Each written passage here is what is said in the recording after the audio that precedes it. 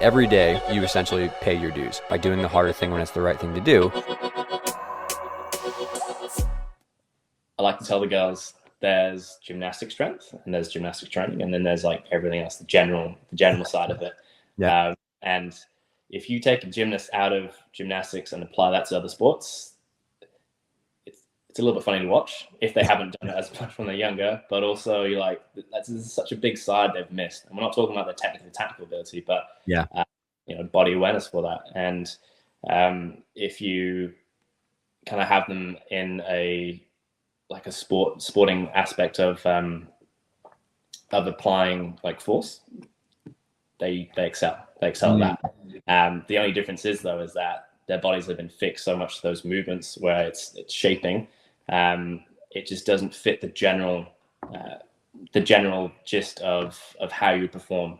How would you add the normal aspect of say a run or a jump, which isn't the same as the artistry. So you can have both merged together, which is I think what everyone's trying to figure out, without losing the qualities. Then you've kind of got a one-stop kind of program, which is a hybrid, which helps everyone in the long run. If I need my legs to be stronger because most of my apparatus is going to be using lower leg predominantly, then potentially squats, potentially doing anything which you're hinging at the hips, which could be a deadlift or an RDL, something like that, where you're looking to also balance things out. Because if I develop too much leg power and I get really, really good at developing power, but I can't stop it, then there's a high chance that you have a really fast car and terrible brakes. There's a high chance you're going to crash. So down the line, you want to make sure that everything's starting to kind of balance. So you start making a little checklist or a little graph where you can figure out that if I have these 3 or 4 core exercises, which tick off my leg power and my stopping power, which is more like the hinge stuff, in upper body, it could be pushing and pulling and different planes. You're looking at those aspects to balance everything out. So you don't need so much, but you just need to do the small things very well. Seeing that area where that perceived value is all from the bodybuilding side, and like what we're doing now is so different. So if you're looking to build muscle, then you're looking to have sarcoplasmic hypertrophy. So the muscle gets a lot bigger, but you're really big at doing just that movement. All show, no go.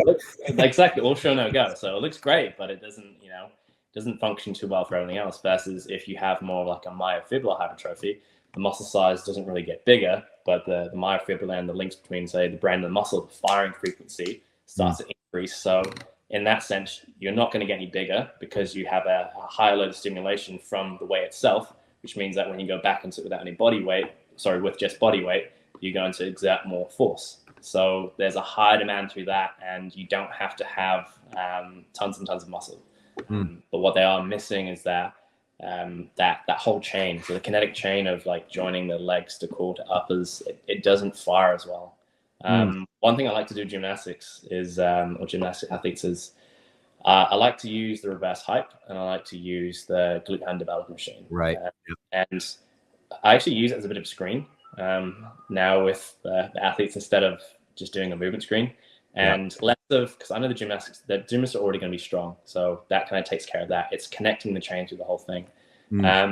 So with a reverse hype, it's effectively you're on the edge, your feet are dangling off and you're grabbing on top and you're lifting up through that posterior chain, versus the GHD, your feet are locked in and your body's here and you're now going the opposite. So I like to use those aspects from a top down and bottom up approach, and I'll just get them to hold an isometric.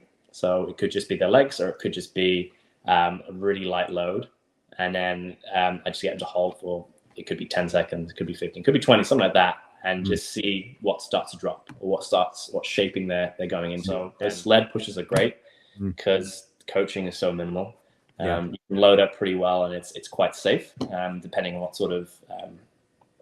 sort of positioning you're wanting, and if you want more sprint specific, or if you want to do more of like a aerobic sort of session. And it's safe and effective, so most people can administer that. And then as you start going down that line and be like, okay, I can see that it's making a great effect. What else can I tweak in that certain little exercise where we're looking, okay, let's straighten the body. Let's go into more of a march. Let's go into a heavy march.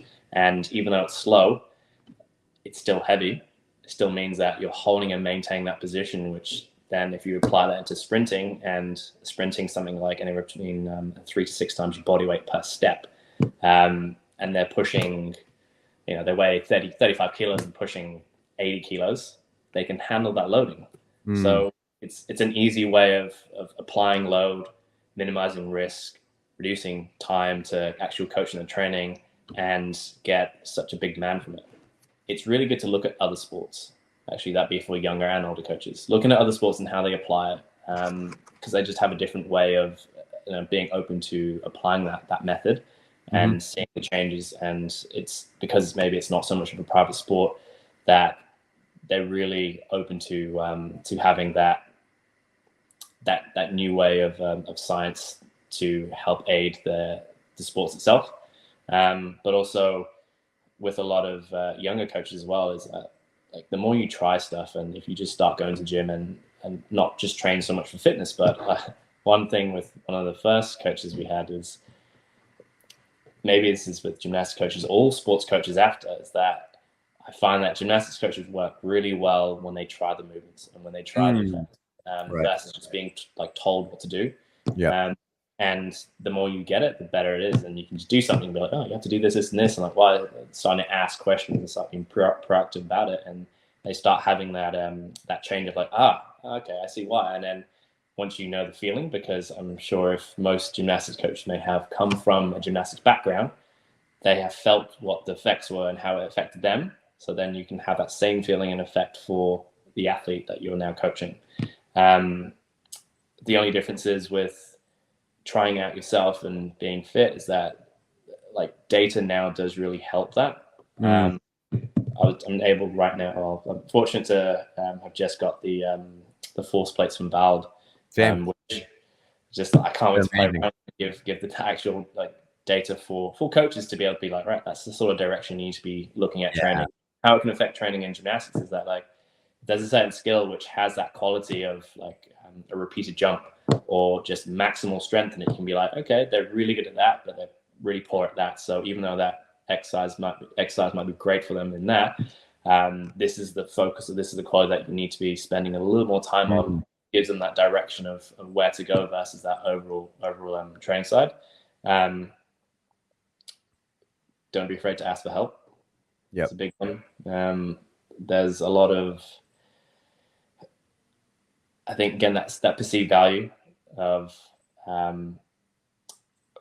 fitness is a little bit lower, or training is a little bit lower because everyone can do it. And hopefully from this is a little bit of a different perspective, and same with a lot of strength coaches or like more hybrid models. You start to see that things change differently and you can apply it in so many different ways. And the more people you talk to and ask questions through and look to get different advices from, again, a coach who doesn't, maybe is a strength coach and doesn't work in gymnastics, but works in, say, soccer or basketball, like the same similar principles apply from this to that, because the basics of strength, power, flexibility,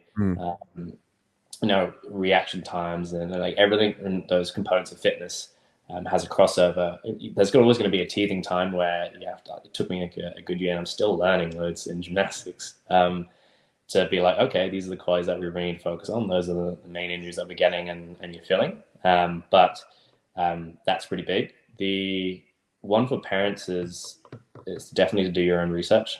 Again, there's so much stuff out there, but also seeing a certain practitioner who's qualified and who has an idea of a direction versus giving them just the general, because if you can go to a normal gym and give them a certain training program, you'll see improvements, because kids or people who haven't done too much in general strength training, you'll always see an improvement. Right. It just gets to the point where you're like, I've done too much of this, and now I've got a higher tendinopathy in my knee, or something like that. And you're just like, okay, well, now we need to get smart in our training side of it. And and also what you see on social media and what you saw on TV 30 years ago is not what you're going to see things going now. And being able to see Ellie back train and a lot of those high elite athletes actually perform, and you're like, it's okay to do this, and being open to it is yeah, is a better way of seeing that it's okay to dip your toe into it and start learning and create a basis for yourself.